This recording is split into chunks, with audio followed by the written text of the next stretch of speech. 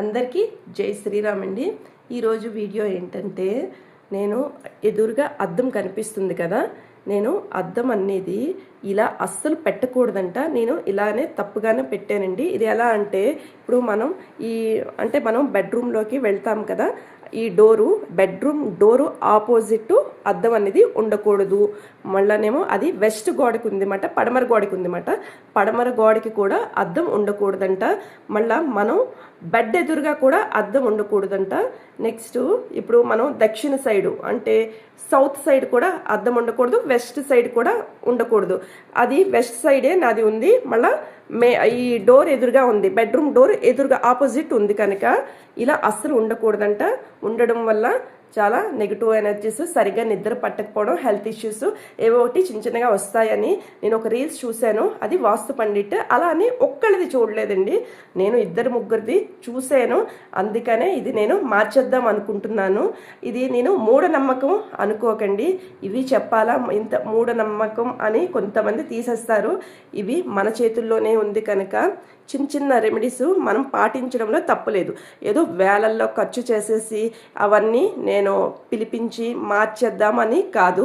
ఇదంతా మన చేతిలో ఉంది కనుక చిన్న రెమెడీస్ మనం చేసుకుంటే తప్పులేదు కదా. నెక్స్ట్ కిచెన్లో కూడా ఏదో చిన్న రెమెడీ చెప్పారండి, అది కూడా నేను ఇంకొక వీడియో చేసి చూపిస్తాను అనమాట. ఈ అద్దం అనేది నేను ఉత్తర గోడకి అంటే నార్త్ గోడకి పెట్టిస్తున్నాను, అది కూడా మీకు చూపిస్తాను. కొంతమందికి దక్షిణ వైపు బీరువాలు పెడతారు, అంటే నైరుతి మూల బీరువా పెడతారు కదా, బీరువాకి కూడా కొంతమందికి అద్దం ఉంటుంది కదా. అద్దం ఉండేటప్పుడు ఏం చేయాలో తెలియదు. అలాంటప్పుడు ఒక క్లాత్ వేసేయమని చెప్పారన్నమాట.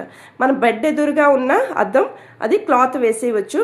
అయితే యాక్చువల్గా మనం ఏంటంటే ఉత్తర అంటే నార్త్ సైడు, ఈస్ట్ సైడు పెట్టుకుంటే మంచిదని చెప్పారు. అందుకనే మీకు యూజ్ అవుతుంది కదా అని ఈ వీడియో చేస్తున్నాను.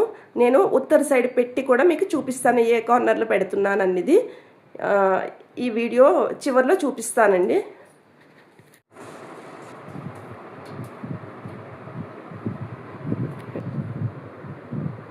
తగులుతుందా చూడండి, తగలదు కదా, అదే మరి కొంచెం పైకే పెట్టండి, కొంచెం పైకి పెట్టండి. ఓకే,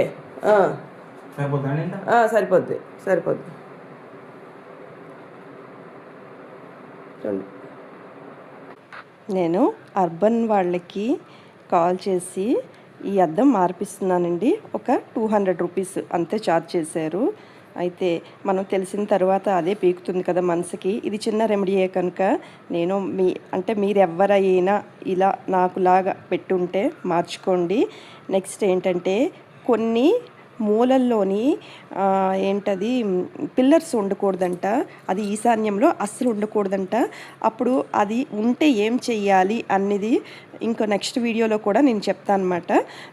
ఇదైతే మీకు ఇలా కొంతమందికి అవ్వదు అనుకునేటప్పుడు ఒక క్లాత్ వేసేయండి. అంటే అద్దం అక్కడ చూడొద్దు అసలు, నైరుతి మూల ఎక్కడైనా ఉంది అంటే మాత్రం క్లాత్ వేసేయండి. అవ్వకపోతే మాత్రం మార్చుకోండి. ఓం నమో శ్రీ వెంకటేశాయ. అందరికీ జై శ్రీరామ్. నచ్చితే లైక్ చేయండి.